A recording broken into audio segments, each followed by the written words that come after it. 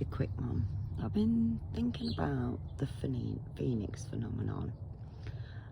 I've been waiting for the phoenix to rise for so many years. So about 9, I think it was, I first saw it. Quite terrifying for the people who experienced it.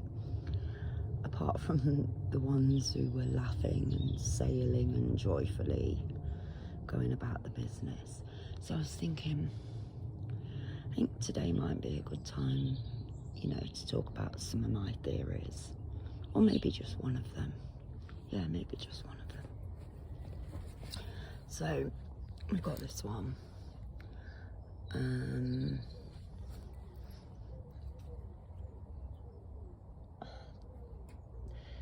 Every time the phoenix phenomenon comes, there are mass wipings out, whole communities, cities, countries disappearing into the sea. I mean, this time we all know that London's going to fall off. You know, nobody needs that whole bag, do they?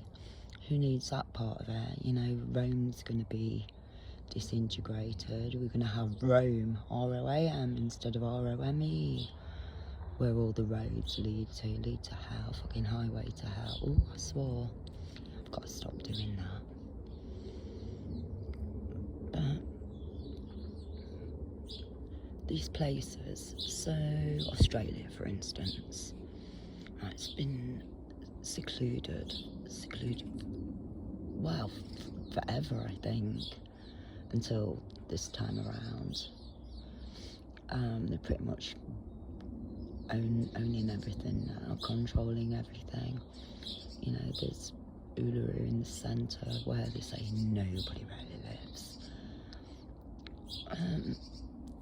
But so the phoenix comes and I've like one wing swoops in and that one collects all the people. Now to be on that you've got to be on earth frequency.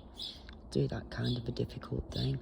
So I was always, well, I showed it into my eyes that your immunity was through your diet. So I looked into the only diets that I'd ever seen mentioned in the books, and it was the book of Daniel. He and 3 other dudes, might have been 4, a Begnon or Magagnon and bloody Bedouin, I can't remember his name. But anyway, there were these 3 dudes, the Hebrews, who'd been taken captive and were being educated in Egypt. So there they are, and everybody else, as you know, is being educated. It's brilliant, the best you're going to get. You're going to be educated, woo! But you've got to eat their diet, and they refused to. They ate nuts and seeds and fresh water. They didn't drink wine. They didn't drink, you know, anything. They didn't drink milk, any of it, cheese, milk, none of it. So basically, it's like a sort of vegan diet. And you know, he performed all his dream tellings to Nebuchadnezzar, explained his dreams to him, did the, you know, the giant gold man that turns into clay at the end, which the bits that were out where the feet, and they're all crumbling, everything's disintegrating. The veil is so slipping.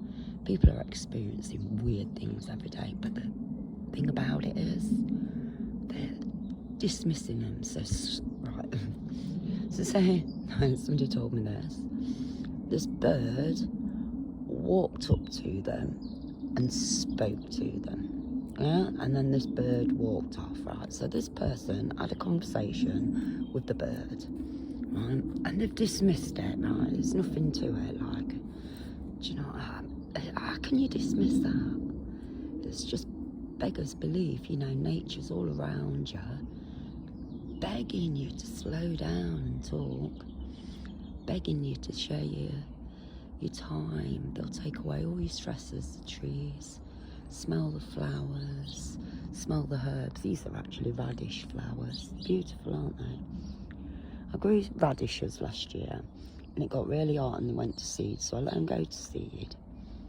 But they grew these amazing pods, seed pods, and I pickled them. So instead of having like one radish, you get like 60 pods. I mean, why would you bother? Why would you bother eating the radishes when you got the pods? It's just bonkers. So I've been doing that. I've decided to just grow the weeds in that. Stuff the dandelions, clover, heel all over the place.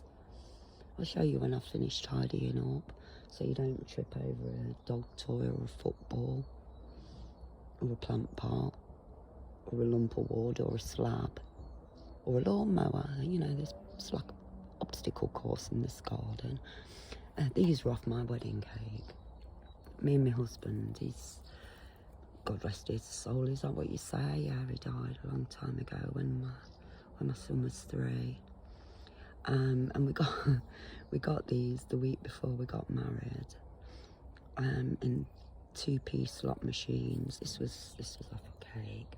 So I've kind of put it out here. He died a long time ago. I can't just keep keeping these little cutie pies all stuffed in a box, can I? So I got them out.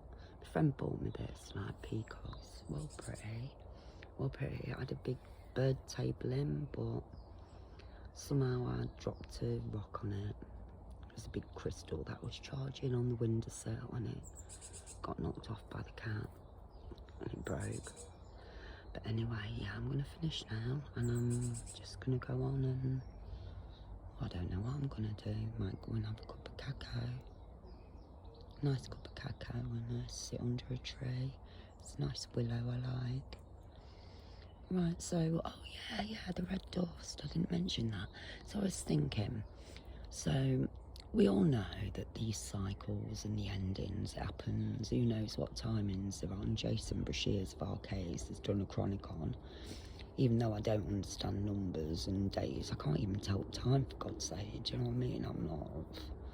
But anyway, it's, so it's not, the world is not what you think. I mean, I've known that for a long time. It's just nice that other people are starting to acknowledge it. I don't feel quite bonkers all on my own anymore, which is nice. That is nice. But the red dust, I think what it is, I mean, I've seen it, it sweeps it up, the phoenix sweeps up with one wing and then deposits them with the other wing. Like, it picks them up and then it chucks them back down, like seeds them, so to speak, if that's the only way I can think of it, like scattering seed. And it's almost like it never happened for them. So all these cataclysms have occurred everywhere, but these people who were in the know, you know, there's only a couple of churches that are in the know, you know, the ones that have stuck true and have held fast. Some are a bit wishy-washy. You need to get your act together. I will be naming names. That's part of what I've been sent to do. The other bit is to talk about dreams and things with children, because adults are just boring. Their dreams boring, do you know what I mean? I'll tell you a dream one day about this chap who'd never had a daytime nap since he'd been a little boy, and he had the daytime nap, and he woke up when the alarm went off, and he looked at me horrified, went, "No, it was a dream." And he dreamt that he'd driven all the way to work to do all the checks he'd got to do, and then drove all the way back, like a round trip that would take like an hour and a half. And the nap that he'd had, he'd just dreamt in real time that he'd been there and done it, and then he had to get up and do it again. He never had a nap here ever again, he didn't. But right, I'm going to leave you with that. Bon voyage.